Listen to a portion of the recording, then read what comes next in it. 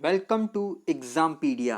आज है 1 जुलाई 2020 और 1 जुलाई 2020 से करंट अफेयर्स के जितने भी इम्पोर्टेंट क्वेश्चन हैं उन्हें हम इस वीडियो में डिस्कस करेंगे। तो चलिए शुरू करते हैं।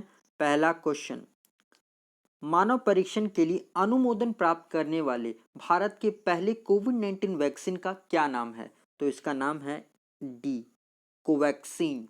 तो अभी मानव परीक्षण के लिए अप्रूव होने वाले भारत के पहले कोविड-19 वैक्सीन का नाम है कोवैक्सीन, जिसे drug controller general of India ने अप्रूव किया है।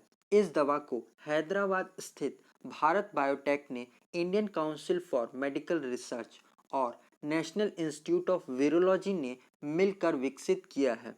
इस वैक्सीन का ह्यूमन ट्रायल जुलाई से शुरू किया जाएगा और इस वैक्सीन ने अपने प्री क्लिनिकल ट्रायल में भी बहुत अच्छा प्रदर्शन किया है। अब दूसरे ऑप्शंस भी देख लेते हैं। तो ए, फेविपिराविर टैबलेट, ये भारत की पहली कोविड-19 दवा है जिसे ग्लेनमार्क फार्मास्यूटिकल्स ने विकसित किया है, जिसे कोविड-19 मरीजों को डॉक्टर्स की सिफारिश पर ही दिया जा सकता है। बी, कोरोनिल, ये भारत की पहली आयुर्वेदिक कोविड-19 दवा है जिसे बाबा रामदेव जी की कंपनी पतंजलि ने विकसित किया है, जिस पर अभी कोर्ट ने बैन लगा रखा है। सी, डिक्सा मेथासोन, इस दवा को सूजन कम करने के लिए इस्तेमाल किया जाता है, पर अभी इसे दवा को वेंटिलेटर्स और ऑक्सीजन सिलेंडर्स वाले कोविड-19 मरीजों पर भी इस्तेमाल किया जाएगा, जिससे क्रिटिकल मरीजों की जान बचाई जा रही है। तो आप इन चारों वैक्सीन को ज़रूर याद रखिएगा। अब आगे बढ़ते हैं। हाल ही में इंडियन वेटलिफ्टिंग फेडरेशन ने किस देश के उपकरण के उपयोग पर प्रतिबंध लगा दिया है? तो इसका सही आंसर है बी, चाइना के प्रोडक्ट्स पर। तो अभी इंडियन वेटलिफ्टिंग फेडरेशन ने चीन देश के उपकरणों के उपयोग पर प्रतिबंध लगा दिया है और ऐसा इसलिए किया गया है क्योंकि इंडियन वेटलिफ्टिंग फेडरेशन का कहना है कि वेटलिफ्टिंग के लिए जो भी उपकरण चाइना से मंगाए गए थे वे सब खराब निकले हैं और अभी भारतीय वेटलिफ्टर्स ने भी इन उपकरणों का इस्तेमाल करने से मना कर दिया है।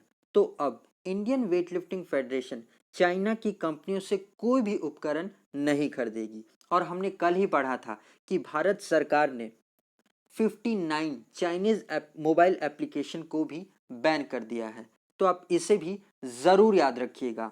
और गाइज, अगर ये वीडियो आपको अच्छा लग रहा है और आपके आने वाले एग्ज़ाम के लिए इम्पॉर्टेंट है तो आप इसे लाइक और शेयर ज़रूर करिएगा और आपका कोई स्टडी ग्रुप का व्हाट्सएप चैनल है तो उसमें भी ज़रूर शेयर कर दिया करिएगा। और अगर आप में से कोई इस वीडियो को पहली बार देख रहा है तो आने वाले वीडियोस के नोटिफिकेशन के लिए आप इस चैनल को ज़रूर सब्सक्राइब कर ले और पास में आए हुए आइकन को ज़रूर प्रेस करिएगा, तभी आपको आने वाले वीडियोस के नोटिफिकेशंस मिला करेंगे। अब हम आगे बढ़ते हैं। हाल ही में किसे 3 साल के लिए भारत में महाधिवक्ता के रूप में नामित किया है? तो इनका नाम है ए, तुषार मेहता को।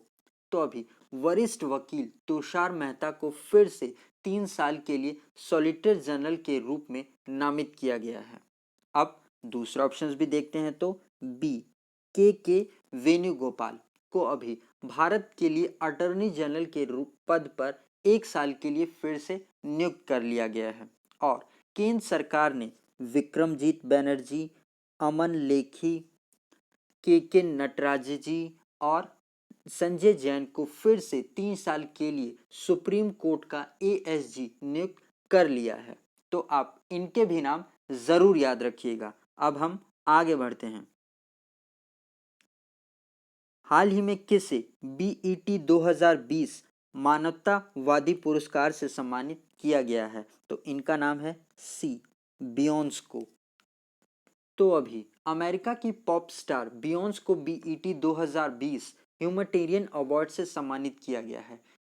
इनको ये अवार्ड इनके द्वारा कोविड-19 राहत प्रयास के लिए, जैसे #दीदी माई पार्ट, ये एक मोबाइल परीक्षण पहल है और इनके बियोगॉड फाउंडेशन के तहत लंबे समय तक परोपकारी कार्य करने के लिए दिया गया है। बीईटी 2000 अवार्ड्स ये एक अमेरिकी सेलिब्रिटी, अफ्रीकन अमेरिकन और माइनॉरिटीज़ के लिए एंटरटेनमेंट अवार्ड है, जिसकी शुरुआत 2001 में की गई थी और इस बार अमेरिका की पूर्व प्रथम महिला मिशेल ओबामा ने इसे नामित किया है। तो आप इनका भी नाम जरूर याद रखिएगा। अब हम आगे बढ़ते हैं।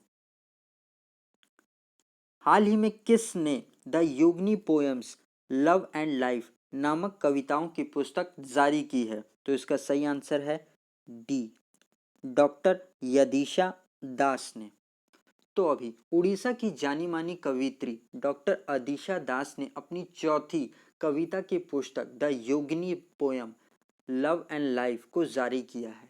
ये पुस्तक हीरापुर के चौस्थी योगिनियों पर आधारित है। अब हम दूसरा ऑप्शन भी देख लेते हैं। तो ए, करणपुरी, इन्होंने अभी हैशटैग मीटू नामक पुस्तक लिखी है, जो कि हैशटैग मीटू मूवमेंट पर आधारित है। बी, अमीश त्रिपाठी, इन्होंने अभी legend of Suheldev the king who saved India नामक किताब लिखी है। सी, कजाव इशिगुरु, ये 2017 के लिटरेचर के नोबल पुरस्कार विजेता हैं और अभी इन्होंने एक पुस्तक लिखी है जिसका नाम है क्लारा एंड द सन, जिसे मार्च 2021 में प्रकाशित किया जाएगा। तो इन चारों के नाम आप जरूर याद रखिएगा। अब हम आगे बढ़ते हैं। किस राज्य सरकार ने कोरोना संकट के दौरान छात्रों की श्रेणिक नियंत्रितता बनाए रखने के लिए हमारा घर हमारा विद्यालय अभियान शुरू किया है? तो इसका सही आंसर है सी, मध्य प्रदेश ने। तो अभी मध्य प्रदेश सरकार ने छात्रों की श्रेणिक नियमितता बनाए रखने के लिए हमारा घर हमारा विद्यालय मतलब my home my school scheme को शुरू किया है, जिसके तहत बच्चों को घर पर स्कूल की तरह पढ़ाया जाएगा और साथ ही बच्चों को योगा भी कराया जाएगा और 6 जुलाई से ही स्कूल की तरह घरों में भी बेल बजाने की व्यवस्था भी की जाएगी। अब मध्य प्रदेश से रिलेटेड कुछ और पॉइंट्स भी जान लेते हैं। तो अभी मध्य प्रदेश ने निष्ठा विद्युत मित्र योजना शुरू की थी और मध्य प्रदेश सरकार ने कक्षा 5वीं तक के ऑनलाइन क्लासेस पर भी बैन लगा दिया था और अभी श्रम सिद्धि अभियान को भी शुरू किया था मध्य प्रदेश में ही और बुखार क्लिनिक सेवा को भी पहली बार भारत में यहीं पर शुरू किया गया है और दीदी वाहन सेवा को भी यहीं पर शुरू किया गया है और रोजगार सेतु योजना को भी मध्य प्रदेश ने ही शुरू किया गया है और भारत में पहली बार एफआईआर आपके द्वार योजना को भी मध्य प्रदेश में ही शुरू किया गया है और चरण पादुका पहल भी यहीं पर शुरू की है और मध्य प्रदेश सरकार ने पुलिस कर्मियों को कर्मवीर पदक देने की घोषणा भी की थी और मानव व शहरी मंत्रालय द्वारा जारी की गई कचरा मुक्त शहरों की सूची में मध्य प्रदेश के इंदौर शहर को 5 स्टार रेटिंग भी दी गई है। अब हम यहाँ पर मध्य प्रदेश की बात हो रही है, तो ये रहा मध्य प्रदेश का मैप। इसकी कैपिटल है भोपाल, जिसके जहाँ पर भारत का पहला ई वेस्ट क्लिनिक भी खोला गया है। मुख्यमंत्री हैं शिवराज सिंह चौहान। गवर्नर तो वैसे तो लालजी दास टंडन है, पर अभी उत्तर प्रदेश के गवर्नर आनंदीबेन पटेल को इसका अतिरिक्त चार्ज दिया गया है और यहाँ पर कई इंपॉर्टेंट नेशनल पार्क्स भी हैं, जिनके नाम हैं Bandhavgarh national park, Kanha national park, Panna national park, Satpura national park, Madhav national park, Pench national park, Van Vihar national park और संजय नेशनल पार्क। तो आप इन पॉइंट्स को भी जरूर याद रखिएगा। अब हम आगे बढ़ते हैं। किस राज्य में भारत का पहला लाइकेन पार्क बनाया जाएगा? तो इसका सही आंसर है सी, उत्तराखंड में। तो अभी भारत का पहला लाइकेन पार्क यानी कवक उद्यान उत्तराखंड में बनाया जाएगा। लाइकेन ये एक सदियों पुरानी वनस्पति है जिसे पहाड़ों में झूला घास और पत्थर के फूल के नाम से भी जाना जाता है और अभी इसी के संरक्षण के लिए ये पार्क बनाया जाएगा उत्तराखंड के पिथौरागढ़ जिले में। अब उत्तराखंड से रिलेटेड कुछ और पॉइंट्स भी जान लेते हैं। तो अभी उत्तराखंड सरकार ने संपर्क दीदी मोबाइल एप्लीकेशन को भी लॉन्च किया था और एक दृष्टि पोर्टल को भी यहीं पर शुरू किया गया है। और उत्तराखंड के ऋषिकेश में ही भारत का पहला ग्लास फ्लोर सस्पेंशन ब्रिज बनाया जाएगा गंगा नदी पर, जो फुली रूप से ट्रांसपेरेंट होगा। अब यहाँ पर उत्तराखंड की बात हो रही है, तो ये रहा उत्तराखंड का मैप। इसकी कैपिटल है देहरादून और इसकी गर्मियों की कैपिटल है गायसेन। मुख्यमंत्री हैं त्रिवेंद्र सिंह रावत, गवर्नर हैं बीबी रानी मौर्य और उत्तराखंड हाईकोर्ट के चीफ जस्टिस हैं रमेश रंगनाथन। और उत्तराखंड में एक इम्पॉर्टेंट नेशनल पार्क भी है जिसका नाम है जिम कॉर्बेट नेशनल पार्क। ये भारत का सबसे पुराना नेशनल पार्क है और अभी यहीं पर कोविड-19 के लक्षणों वाले जानवरों के लिए क्वारंटीन सेंटर भी बनाया गया था। और यहाँ पर एक इम्पॉर्टेंट डैम भी है जिसका नाम है टिहरी डैम और ये भागीरथी नदी पर स्थित है। तो आप इन पॉइंट्स को भी ज़रूर याद रखिएगा। अब हम आगे बढ़ते हैं। महाराष्ट्र सरकार द्वारा शुरू की गई कोविड-19 के लिए दुनिया का सबसे बड़ा प्लाज्मा थेरेपी परीक्षण कौन सा है? तो इसका नाम है ए प्लाज्मा प्लेटिना।